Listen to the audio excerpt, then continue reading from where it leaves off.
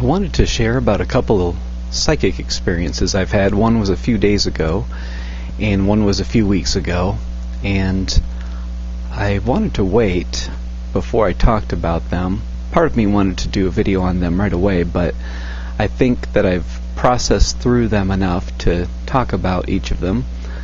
The most recent was, you may have seen in the news how there was a fire in the Bay Area in San Bruno, and that's about 40 minutes south of where I live. And well, I had a dream the day before it happened. I awoke from a dream that was really vivid. You know how some dreams are kind of fuzzy, like a lot of YouTube videos, and some are like standard definition TV, and some are like high definition TV. This was one of those high def dreams where it was like so clear and so vivid. And in this dream, I was in this house. It's not my normal house. I was in some house. There's some other people there, and I think my cat was there. And I looked outside, and the ground started turning like bright red, like hot red. And it was intense, you know. It was like really freaky. And I didn't feel a lot of fear. You know, sometimes you're kind of in a witnessing mode in a dream. But the whole ground around the home started to kind of open up, and like lava and fire or whatever was coming out. And I wanted to stay there and defend and protect the home, like get a hose and, you know, keep the ground cool and, you know, that kind of thing, defend it. But eventually I just wanted to get out of there because I realized it was just overwhelming. It was taking over like the whole neighborhood. It's like the whole ground was opening up with lava and fire. It was like a really intense. So I woke up from that dream and I was like, whoa, what do I take from that? And I decided that, okay, I'm going to assemble my cat carrier in case there's ever an emergency where I want to get out quickly and want to get her in that thing, in the carrier quickly. And it was a good thing I did, because it was really hard to figure out how to assemble it. So now I have it ready to go, and I never did before. But so I was trying to get something practical out of it. But the next evening, when I was watching TV, I think I turned on the news because I had seen online that there was a fire. And you know, you hear about fires all the time, but this one was just massive and huge, and they had live coverage of it. And it was just like this whole neighborhood was on fire. And while I was watching that, I was concurrently working on updating the descriptions for all 260 or whatever of my videos on this channel. And so I was just kind of in that rote mode of doing linear work, taking care of things. And then after about 45 minutes or an hour, I got to a video that said, it was called something like "Not Fixating on Dramatic News Events." And I realized that seeing that was a good reminder. I decided to turn off the TV and stop taking in that fire, because I got the gist of it. And you know, with news stories, a lot of times it's like you get the gist of something, but you keep on watching for the kind of entertainment or getting caught up in the drama of it all. So I decided to let it go and stop watching. So last time I'd heard, it was pretty massive, like 50 homes, and I think 4 people had died, maybe more by now. But I thought, you know, as I've mentioned before in the video I did a while back about a train dream where I was constantly over and over on these repeated trains that were crashing, and then I checked the news and a train had crashed and all that stuff. As I mentioned there, it's like, okay, these kind of dreams can show that we're all interconnected and there's some weird kind of stuff going on a psychic level, but there's not really a practical component to it. But today, in reflecting about this dream and what had happened with that fire, I thought, you know, it's not like I was given specific information in the dream about the city it was going to happen in, or that it was going to be a Pacific Gas and Electric gas line that ruptured. It's not like I was given such specific information that I could call up pg&e and say, you've got to fix the gas line over in San Bruno. And the thing is, if I did say that, they wouldn't care about my dream. But what occurred to me today is the structures that are in place in this world generally don't give credence to the psychic kind of phenomenon, and so therefore it's not useful to report things if you have visions and so forth. But perhaps in the future, this is part of how we stay safe, kind of like in the movie Minority Report, with a little twist on that theme.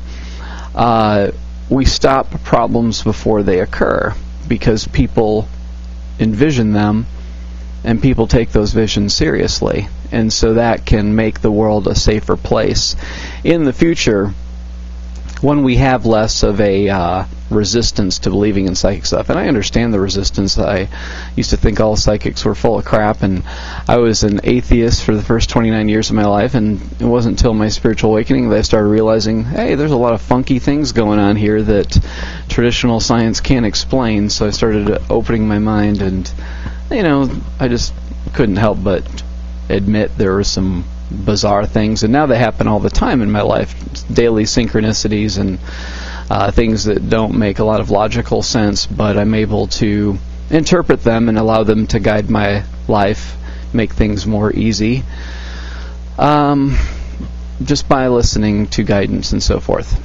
The other experience I wanted to talk about happened a few weeks ago, where there was a woman I had been getting to know for about a month and a half, and pretty much daily contact, and looked like it might be heading towards a relationship. But she went on a weekend trip out of state, and the place that she went to, I'm going to call her Woman A, and she went on a trip, and during that weekend I was contacted by another woman online, Woman B, and she wanted to talk on the phone. And I thought, all right, and I don't usually give out my phone number quickly, but I thought, well, some people want to talk on the phone, they're not comfortable with email, so I'll talk to her on the phone, get to know her.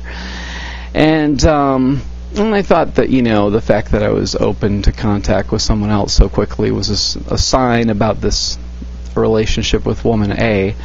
But this Woman B called me the next day, and I had already known that her first name was the same as the place where Woman A had traveled to, which was very strange. I thought, okay, there's an interesting synchronicity.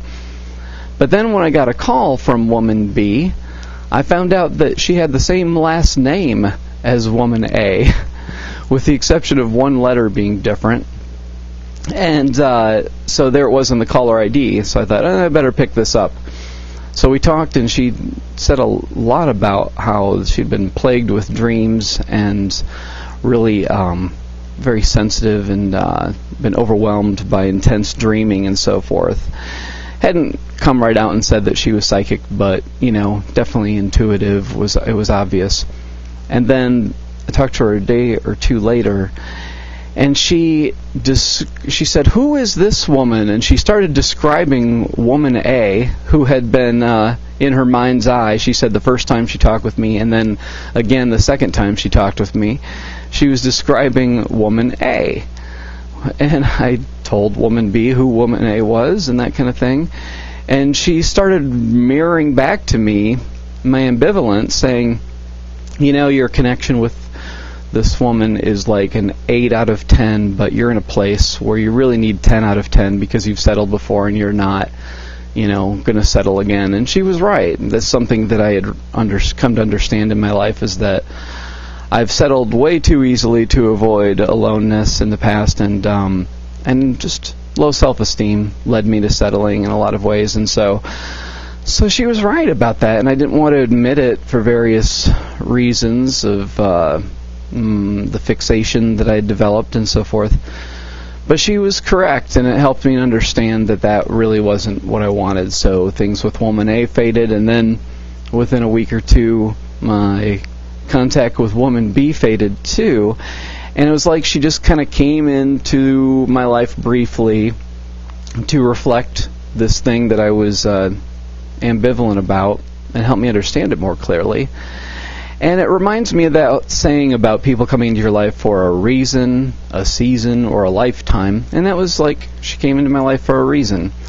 So it was very strange, the synchronicity with her name and everything, but I believe that when we have a strong intention, the universe helps us to stay on track. And this was one way that I was helped in staying on track towards making sure that I'm not settling for a situation that is close to what I want but isn't exactly what I want, since most of my life is really exactly the way I want it to be.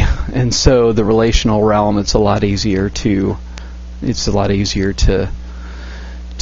settle, because I think that, there's just so many different people out there in the world, and a lot of people have great qualities, but you get to a certain point, I think, where it's like it has to be a deep soul connection, and that if it's not that deep connection on that level that is attainable, then it's just not going to happen. So those are my psychic experience stories. Thanks for listening.